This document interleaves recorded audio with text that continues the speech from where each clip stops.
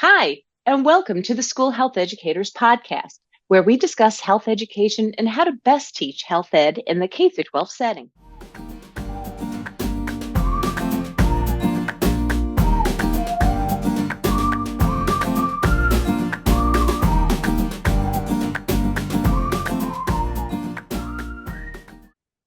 Hi, and welcome to the School Health Educators Podcast. I'm your host, Lori Reichel.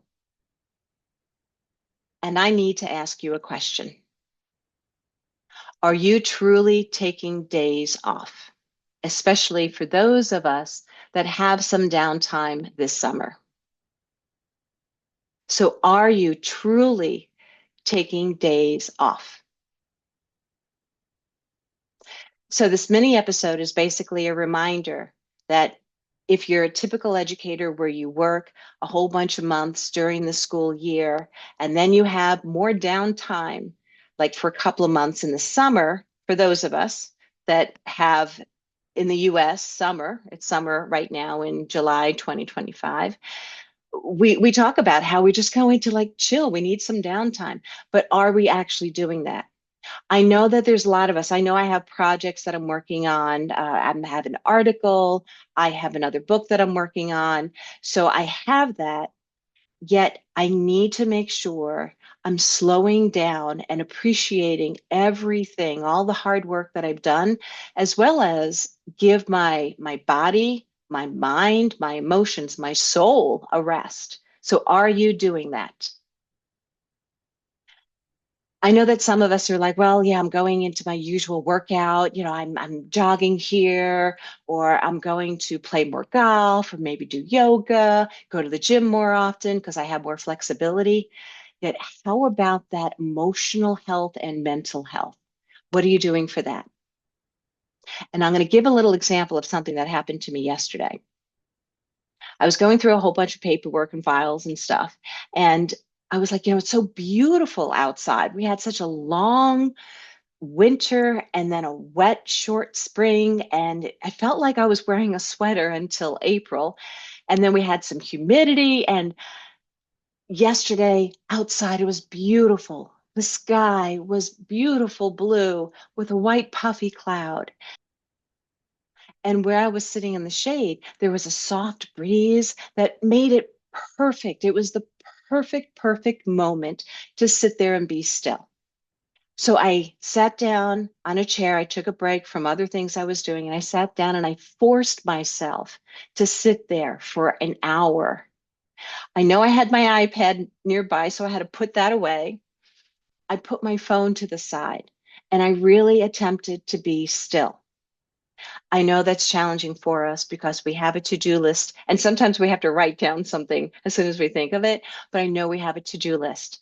And I know that it's difficult to sit, but this is what we've been hoping for the past months we've been working. So, are you doing this? If the answer is yes, woohoo, kudos to you. Continue. If you haven't yet, and here we are, it's middle of July. If you haven't yet, how can you start doing that? And I'm actually going to remind you of a resource that's available for a lot of us as educators. Some of us can have the full resource for free, and that's the Calm app, the CALM app. So I'm going to put it on my screen for those of you that are able to watch this on the School Health Educators YouTube channel. And as I have it on the screen, if you're listening in, I'll just describe what I'm showing on the screen. Okay, now I've had this calm.com, CALM.com.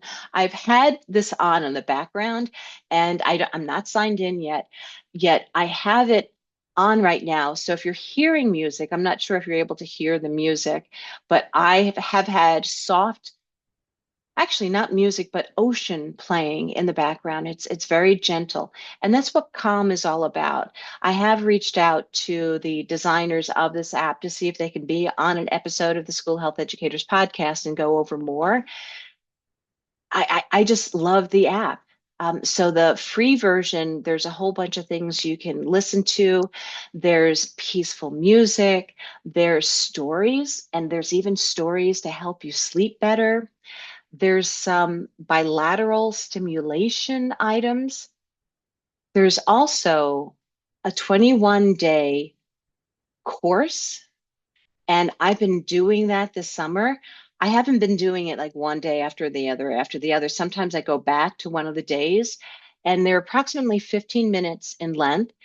I do it first thing in the morning when I can. I wake up, sit alone, and before checking out anything else, any emails or anything like that, I attempt to do these 21 days of calm.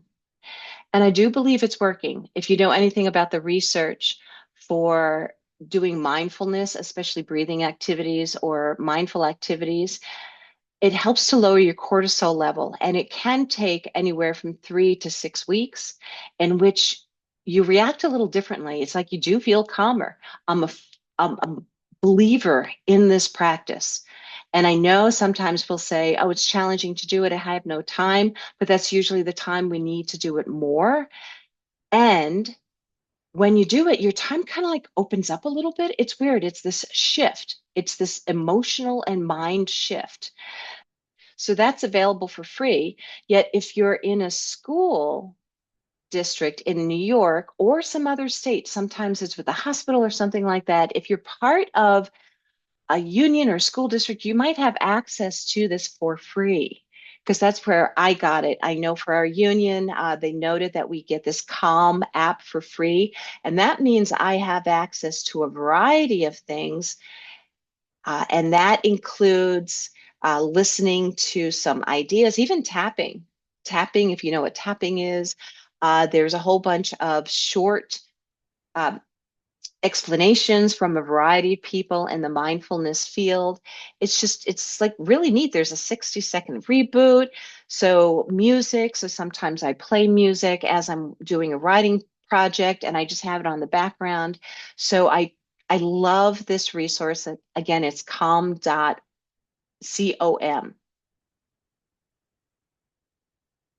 So that concludes this mini episode. And again, I challenge you with this question. Are you truly taking days off? We talk about it all the time, how much we need it. All of a sudden we have a day, and then sometimes we fill it up with all this stuff and we need to slow down. You know, in some countries in the world, they take a month of vacation and they're truly away from their work. They're not checking emails. They're not doing that kind of thing. So as a service this summer, I am doing some episodes. Some of them are mini episodes and I'm planning ahead. It brings me joy to do this. If it starts creating me distress, then I'll be like, no, I'm going to take a pause and I'll let you know on a mini episode. But realize I really want to promote all of us in the profession of school health education. So thanks so much for listening in. As a reminder, make sure you're following this podcast. Tell other educators about it. Please check out the schoolhealtheducators.org website for a whole bunch of resources on things. And last but not least, thanks for doing everything you're doing. You're making a difference to young people, to their lives. Thank you. Thank you. So take care, folks. And please take a day off.